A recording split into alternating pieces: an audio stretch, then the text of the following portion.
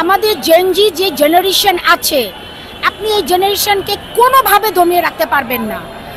আমরা আমরা আমরা তিনজনই কিন্তু তিনটা বাচ্চার মা, জেনজিদের মা। তারা রাস্তায় ছিল, তাদেরকে যেই বাচ্চাগুলো এক গ্লাস পানি তুলে খেত না, সেই বাচ্চাগুলো রাস্তায় বুক পেতে দিয়েছে গুলি খাওয়ার জন্য। তাদেরকে দমিয়ে রাখতে পারবে? পারবে না, কখনোই পারবে না। এই বাচ্চাগুলোকে দিয়েই আমাদের বাংলাদেশটাকে গড়তে হবে, এই বাচ্চাগুলোই থাকতে হবে, কারণ এই বাচ্চাগুলো দিয়েই তো ভবিষ্যৎ। আমরা তো জেনারেশন শেষ, এই বাচ্চাগুলো দিয়ে আমাদের সুন্দর করে বাংলাদেশ গড়তে হবে।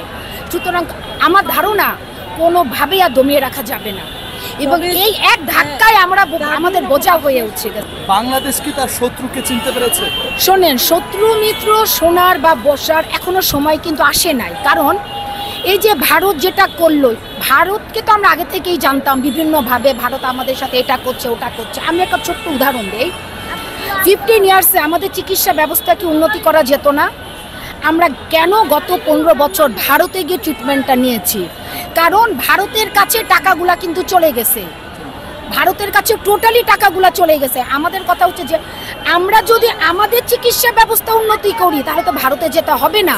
তো আমাদের এখন ফোকাস হবে জেনজির কাছে, আমরা তো এই দেশের চিকিৎসা ব্যবস্থা উন্নতি করো, ভারতের জনগণ যারা বাংলাদেশে এসে ট্রিটমেন্ট নিয়ে যায় এই জিনিসটা করতে হবে।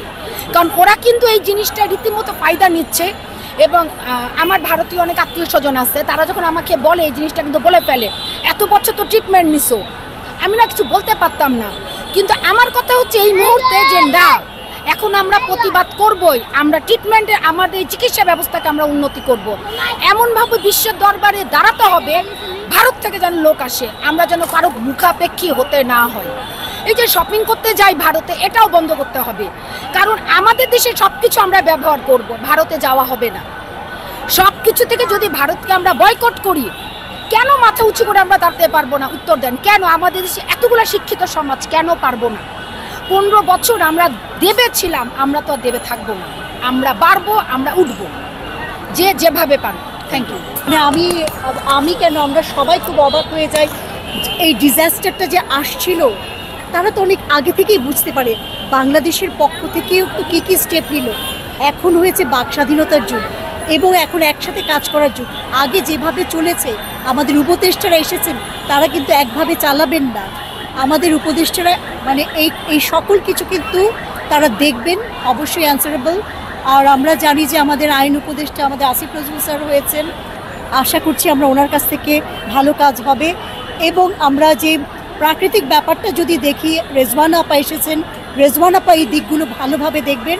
এবং আমার মনে হয় যে বিশেষজ্ঞদের সাথে যে কথাবার্তাগুলো হবে বা বিশেষজ্ঞদের আলোচনার সামারিটা জনতাকে জানতে দেওয়া উচিত। তথ্যর স্বাধীনতা থাকা উচিত। অনেক কিছুই আমরা জানতাম না, অনেক কিছু সম্পর্কে অজ্ঞতায় ছিল দেশের সাধারণ মানুষজন, কিন্তু এখন সব কিছু তথ্য স্বাধীনতা দেওয়া উচিত। তথ্য প্রবাহকে সকলের মাঝে বিলিয়ে দেওয়া উচিত, তাহলেই জানতে পারবো আদতে বাঁধের ব্যাপারটা কি, বা আমাদের পরবর্তী স্টেপগুলো কি নেওয়া হবে, এই ব্যাপারগুলো সম্পর্কে আমরা সচেতন।